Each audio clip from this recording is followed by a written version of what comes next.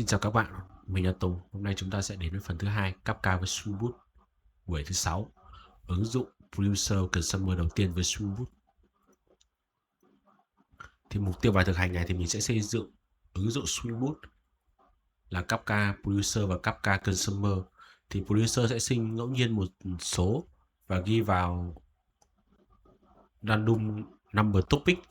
Thì topic được tạo trước với partition và Consumer sẽ subscribe và in message ra console, và mình sẽ có một cái dependency duy nhất, đấy chính là string Kafka.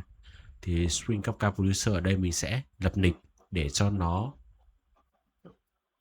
public một cái số ngẫu nhiên và nó sẽ được đẩy lên thằng random number topic, và sau đấy thì thằng Kafka listener nó sẽ lắng nghe và thằng Kafka consumer sẽ xử lý cái message đấy. Thì mình sẽ bắt đầu vào cái code này của mình thôi.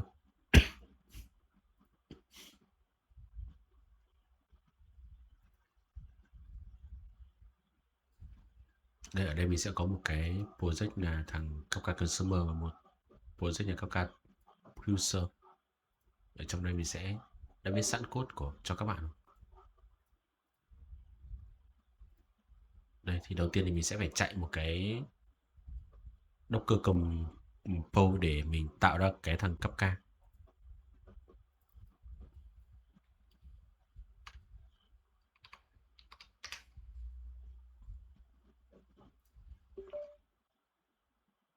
Đây mình đã tạo xong một cái thằng Kafka rồi trong buổi thứ 6 rồi.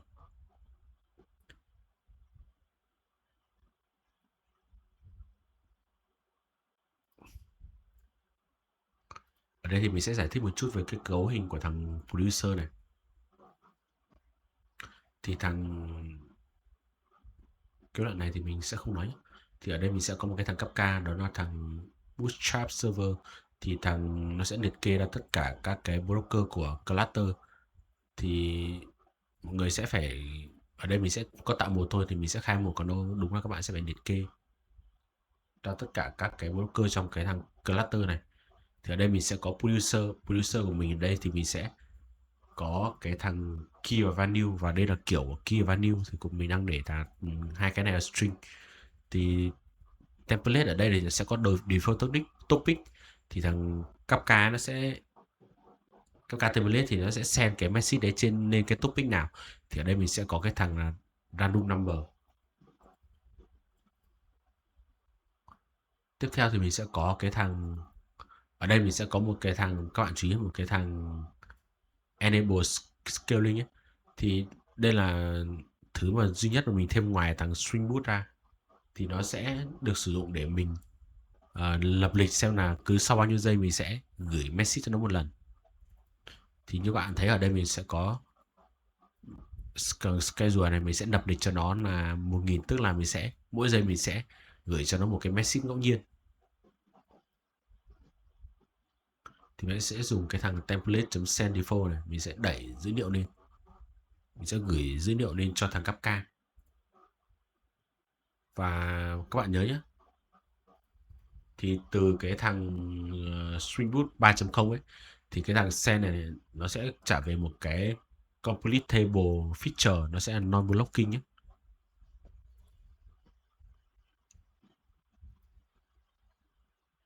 Thì tiếp theo thì mình sẽ có thằng consumer. Thì đầu tiên thì consumer mình có cái đấy, có một thằng bootstrap server. Tiếp theo là consumer, thì ở đây nó sẽ là tên consumer group. Thì nhiều instance và cùng cái thằng group ID này thì nó sẽ chia nhau partition. Thì cái này mình sẽ nói ở buổi 8. Ở đây mình sẽ có một consumer group ID chính là thằng random consumer. Thì mình sẽ có thằng key và value. Ở đây mình sẽ điều là thằng string nhé. Thì cái thằng auto offset reset này thì nó sẽ làm gì? Thằng early này nó sẽ đọc từ đầu topic khi mà có group mới được subscribe nhé.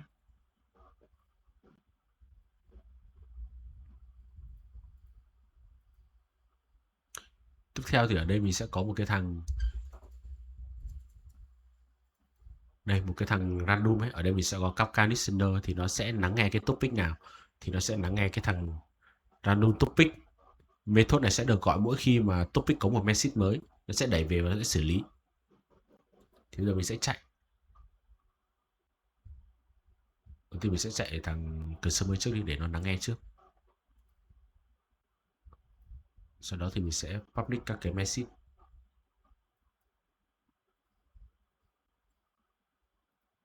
Đó thì thằng consumer đã nhận được các cái message là một số random ngẫu nhiên rồi. Đó và đây là tên partition và các offset của nó. Ok, thì hôm nay chúng ta đã bắt đầu với tạo một cái ứng dụng đơn giản với consumer và producer rồi. Thì mình sẽ gửi code và các tài liệu liên quan cho các bạn. Thì xin chào các bạn, hẹn gặp lại các bạn ở buổi sau.